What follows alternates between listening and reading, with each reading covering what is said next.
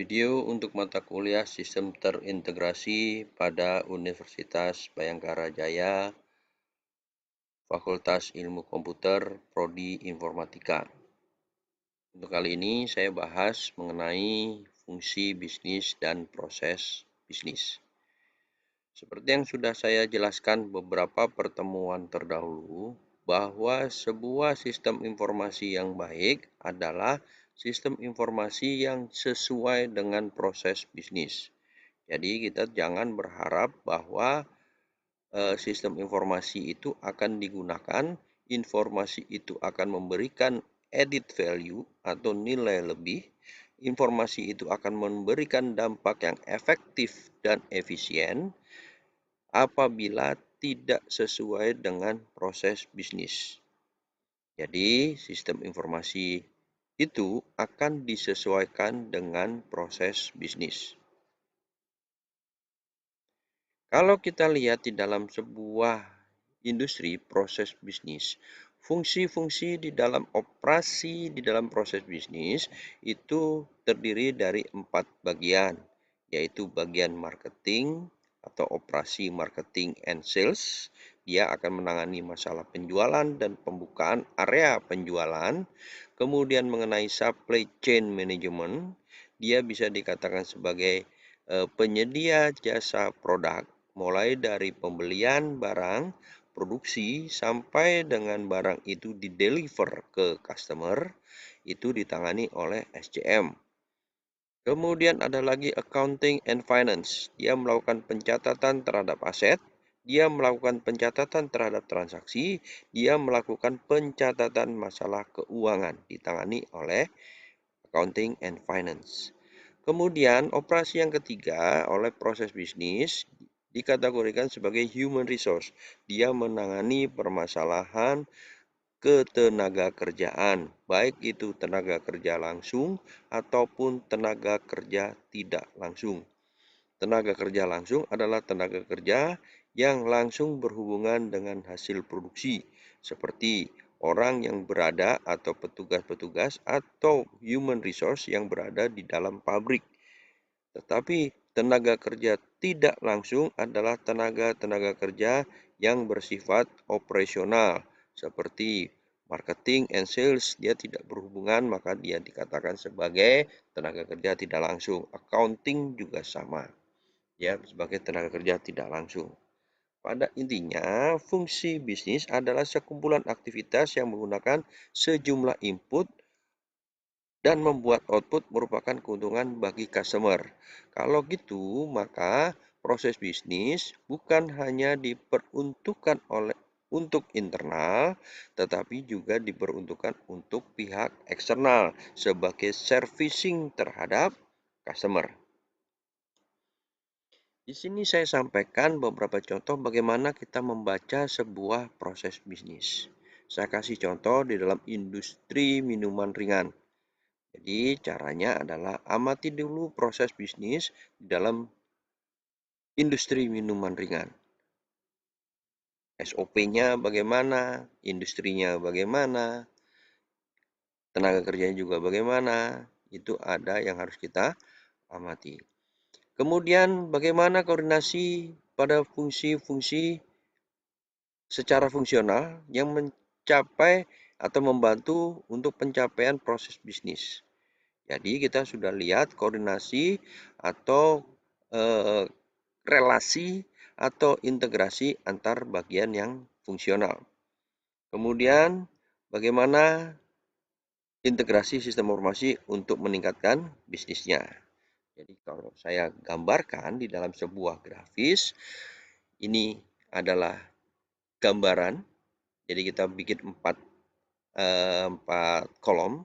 Yang pertama input data masukannya, request to purchase computer, artinya kita memasukkan data pembelian, fungsinya oleh bagian sales, marketing and sales, prosesnya dia melakukan sales order, maka outputnya adalah order dibuat. Demikian untuk yang lain. Kita bikin ini terlebih dahulu. Maka dengan bagan ini kita sudah mengetahui kira-kira kebutuhan proses bisnis di dalam sebuah sistem. Tetapi pada umumnya di dalam dunia manufacture kurang lebih proses bisnisnya secara teoritis akan menggambarkan seperti ini. Ya, akan tergambarkan seperti ini. Mulai dari sales, dia akan mengidentifikasikan kebutuhan customer yang tentunya identifikasi ini didapatkan dari layanan purna jual atau hasil-hasil produk atau testimoni customer atau nilai kepuasan oleh customer. Kemudian dari kebutuhan ini baru sales bisa melakukan penawaran. Dari penawaran dipertanyakan apakah ada produk baru. Kalau ada produk baru, ada barang yang harus dijual atau produknya itu merupakan produk baru, maka bagian marketing akan menindaklanjuti. Tapi kalau tidak produk baru, produk lama, maka sales akan meminta ke production untuk diproduksi. Setelah diproduksi, maka orang produksi akan melakukan production plan, mulai dari perancangan, kemudian menentukan bom. Bom itu adalah bill of material atau bahan baku, dan termasuk di dalamnya adalah produk-produk yang akan dihasilkan. Kemudian oleh bagian produksi akan diserahkan ke bagian deliver untuk melakukan pengiriman. Setelah barang dikirim, bukti pengiriman itu akan diserahkan ke bagian finance untuk dibuatkan invoice atau penagihan yang selanjutnya dia akan menerima, finance akan menerima pembayaran dari customer. Berdasarkan pengiriman ini juga, customer akan menerima barang, kemudian oleh customer service seharusnya dan selayaknya dilakukan layanan purna jual. Seperti dia mengingatkan kapan diservis kalau dia mesin, terus menanyakan bagaimana tingkat kepuasan terhadap produknya. Itu dilakukan oleh customer yang nantinya hasil pertanyaan atau hasil testimoni dari customer akan ditindaklanjuti oleh bagian sales. Maka kalau kita lihat seperti ini, dari siklus umum proses bisnis perusahaan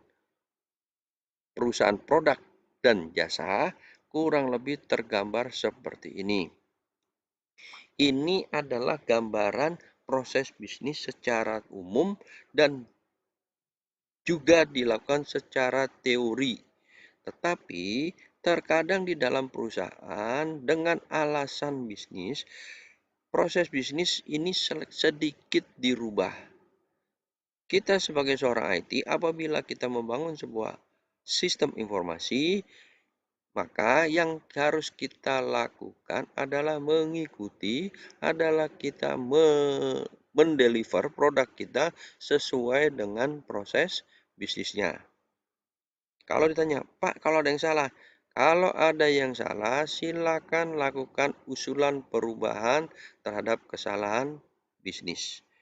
Yang nantinya tentunya sistem informasi itu akan dipakai oleh proses bisnis yang bersangkutan.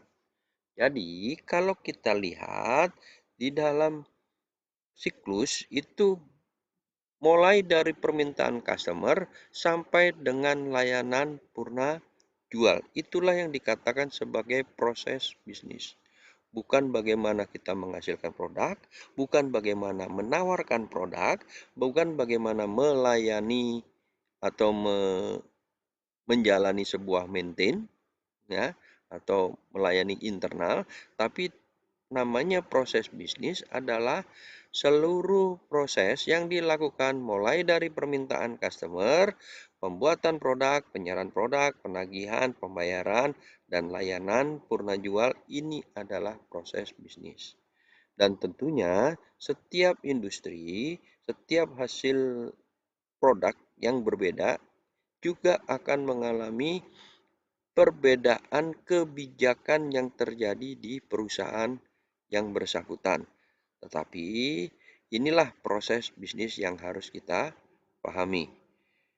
Selanjutnya, di dalam materi ini nanti saya akan bahas satu persatu di dalam proses-proses bisnis, mulai dari sales, kemudian marketing, SDM, dan selanjutnya saya akan bahas satu persatu sampai akhir mata kuliah ini selesai. Demikian pembahasan yang saya sampaikan. Jika ada pertanyaan, silakan didiskusikan di WhatsApp group. Kerjakan tugas sesuai dengan waktu dan di-upload di dalam e-learning kampus kita. Kemudian terima kasih atas perhatiannya. Kita akan ketemu di materi selanjutnya. Terima kasih.